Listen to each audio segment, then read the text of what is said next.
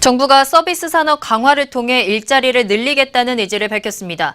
그동안 공공기관 위주로 진행됐던 일자리 창출 노력을 민간 부문으로 넓히는 첫 번째 작업으로 서비스 산업 강화를 선택한 건데요. 과연 서비스 산업 강화가 일자리 창출에 얼마나 기여할 수 있을지 마이더스 HR 박성규 대표와 이야기 나눠보겠습니다. 대표님 안녕하십니까? 안녕하십니까? 네, 대통령 직속 일자리위원회 이용섭 부위원장이 앞으로는 서비스 산업과 내수, 중소기업을 집중해서 육성해 나가겠다라고 밝혔거든요. 정부가 서비스 산업을 지목한 이유는 뭘까요? 네, 성장 여력과 고용 창출 효과 때문입니다. 지금 일자리의 무게 중심이 서비스업으로 옮겨가고 있는 것은 세계적 추세인데요. 네. 4차 산업을 얘기할 때도 서비스업을 빼놓을 수 없는 것은 일자리 문제에서 제조업보다 고용 효과가 2배 이상 높기 때문입니다. 그러다 보니 말씀하신 것처럼 정부에서도 공공기관 위주로 진행했던 일자리 창출 노력을 민간으로 넓히는 그 작업을 서비스 산업으로 선택을 하게 된 겁니다. 네. 민간 일자리 창출의 핵심이 서비스 산업이다라고 얘기도 하고 있는데 지난해를 기준으로 국내 고용의 70.6%를 책임지고 있는 광범위한 산업이기 때문입니다. 서비스 산업은 도소매업이나 음식, 숙박업부터 유통, 금융, 컨설팅, 의료 등을 포함하는데 4차 산업혁명과 고령화 시대를 맞아 유망한 서비스 업종으로는 교육과 소프트웨어, 보건, 의료, 레저, 관광 분야 등이 꼽힙니다.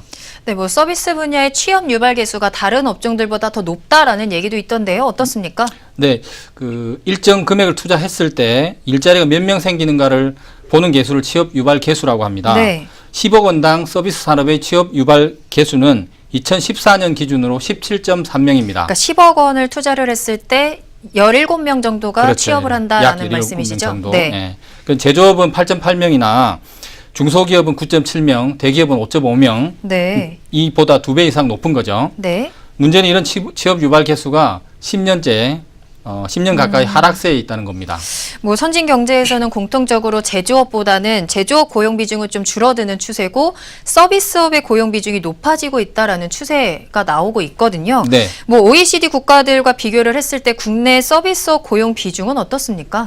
OECD 국가들의 서비스 고용 비중 평균이 72.9%입니다. 네. 대부분이 70에서 80%를 넘어가는데 미국이 2013년 기준으로 81%, 영국이 83%인데 네. 우리 한국은 69.5%입니다. 네. 제조업과 1차 산업이라 할 수 있는 농업 이런 걸 다 합쳐도 20% 고용밖에 안 되기 때문에 나머지 거의 한 70에서 80%가 서비스업에 종사한다고 봐야 합니다. 지난 5월 우리 통계청에서 집계한 자료를 보더라도 전체 근로자의 한 70% 정도가 서비스 직종에 종사하고 있다고 나와 있습니다. 네. 전체 부가가치에서 차지하는 서비스업 비중도 59.3%인데 OECD 평균 71.3%와 차이를 보이고 있는데요.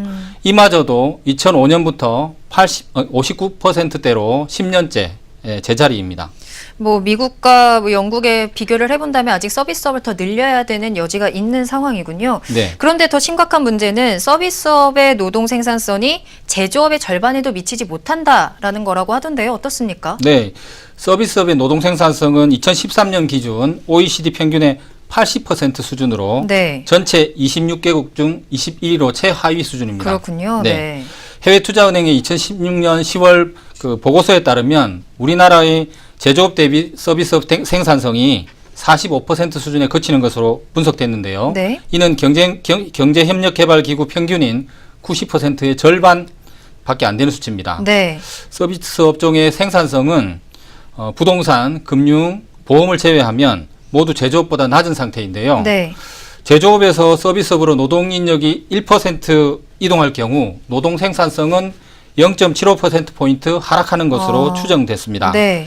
우리나라 서비스업의 성장 잠재력이 낮아 생산성이 아시아 주요국에 비해서도 낮다고도 지적을 했는데 비교 대상 26개국 가운데 한국은 14위에 머물렀습니다. 1위에서 3위가 중국, 필리핀, 말레이시아 등 아시아 국가들이 차지를 했고 독일이 16위, 일본이 21위, 미국이 22위, 스페인이 26위를 기록했습니다. 그런데 또 우리나라의 고임금 서비스 분야 업종들이 정부의 규제 때문에 산업화를 못하고 있다라는 지적도 나오던데요. 예, 고임금 서비스의 대표적인 분야가 에너지, 금융, 의료 같은 것인데 네. 이런 것들이 대부분 정부의 손아귀에 있습니다. 네네. 국내 에너지 산업의 경우 뭐 아시다시피 한국전력, 한국수력원자력, 그다음에 한국가스공사, 한국에너지공단 등 공기업의 공기업이네요. 대부분이 공기업이죠. 예, 금융산업은 또 정부가 규제를 많이 해서 고부가가치를 못 내고 있고 네. 의료산업은 정부가 가격을 국가보험으로 통제를 하고 있기 때문에 고용 여력이 없는 상태인데요. 그러다 보니 산업화의 제약을 가지고 있다고 얘기를 하고 있습니다. 그렇다면 뭐 서비스 산업이 전체적으로 저평가되어 있다라는 게 좀 가장 큰 문제로 꼽을 수 있을까요? 그렇죠. 이제 우리나라의 경우는 전반적으로 다른 국가에 비해 서비스 가격이 저렴한 편이라고 해서 서비스업의 가치가 저평가될 수밖에 없는 것 같습니다. 네. 유통업이나 운송업을 예로 들 수 있는데 사업 서비스업의 경우도 대표적인 저평가 업적으로 얘기를 할 수 있습니다. 사업 서비스업은 흔히 컨설팅이라고 얘기를 할 수 있는데요. 네. 다른 기업을 위해서 이제 기술 또는 일상적 업무를 계약을 하고 그다음에 경영의 전문성과 효율성을 높이는 업종입니다. 네. 현대경제연구원이 지난달에 발표한 자료에 따르면 이 사업 서비스업의 노동 생산성이 하락 추세를 보이고 있는데 네. 과학이나 기술 서비스업보다 이제 시설 관리나 지원 서비스업의 하락이 큰 것으로 나타났습니다. 수요자인 기업의 조직 개방성이 부족한 점이 사업 서비스업의 부진으로 이어지고 있다고 지적을 했는데 네. 특히 이제 국내 기업들은 이제 청소나 경비 같은 이런 단순 업무는 외부 위탁 비율이 높지만 연구 개발이나 디자인 등 전문적인 기능은 외부 자원의 활용이 미미한 것으로 나타났습니다. 네. 사업 서비스 가치도 저평가되면서 이 분야 종사자의 임금도 낮다고 분석을 했는데 디자인 산업의 경우 이제 성장을 저해하는 핵심 요인으로 저임금에 따른 전문 인력 부족 현상이 심화되고 있다고 밝혔습니다. 사실 역대 정부에서도 서비스 산업 발전을 통해서 일자리 창출을 하려는 노력들은 계속 돼 왔거든요. 네. 그런데 이번 문재인 정부가 유난히 이제 유독 일자리 정부를 표방한 만큼 이번에 서비스 산업으로 일자리 창출을 하려면 이전과는 좀 다른 차별화된 전략이 필요할 것 같은데 어떻습니까? 예, 노무현 정부에서는 2006년 8월 민관합동으로 만든 비전 2030에서 국가 장기 비전을 실현하는 첫 번째 수단으로 서비스 산업 경쟁력 강화를 꼽은 바가 있습니다. 네. 서비스 산업 발전을 위해서 규제를 개혁하고 외국 기업의 서비스업 개방을 추진하는 등 여러 정책적 노력을 했습니다. 네. 이명박 정부와 박근혜 정부도 관련 법안까지 추진할 정도로 서비스 산업의 중요성을 강조했는데요.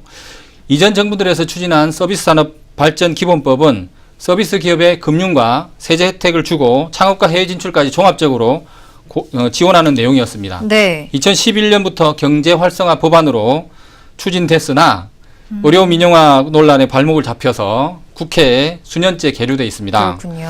문재인 정부가 추진하는 서비스 산업 발전 방안이 성공하기 위해서는 역대 정부의 서비스업 강화 정책의 실패 원인을 파악하고 이를 보완하는 작업이 필요하다는 지적이 일고 있습니다. 네네. 일자리위원회에서도 얘기를 하고 있는 것처럼 젊은이들이 선호하는 교육이나 금융, 의료, 제조 관련 서비스업 등 고부가 가치 서비스업을 활성화하고 ICT와 소프트웨어 활용을 통한 새로운 첨단 서비스업을 발굴, 육성하여 좋은 일자리를 많이 창출하는 전략을 고민해야 할 것 같은데요. 네. 역대 정부의 실패에서 보았던 것처럼 서비스 산업에 대한 확실한 규제 개혁 의지가 없다면 일자리 문제는 해결이 어려울 것으로 보입니다. 뭐 그 밖에도 서비스 산업을 활성화하기 위해서 또 다른 방안이 있다면 어떤 것을 말씀해 주시겠습니까? 네, 현재는 빅데이터 활용이나 정보 보호와 관련된 규제가 첨단 서비스업에서 성장을 하는데 걸림돌이라는 지적이 있습니다. 네. 이런데 이제 이러한 규제의 완화 또는 재설계가 필요하리라고 봅니다. 또한 서비스업은 제조업과의 동반 성장이 필수인 만큼 두 분야의 융합을 위한 연구개발 등의 지원 노력이 절실하다고 보여집니다. 네, 잘 들었습니다. 지금까지 마이더스 HR 박성규 대표와 이야기 나눠봤습니다.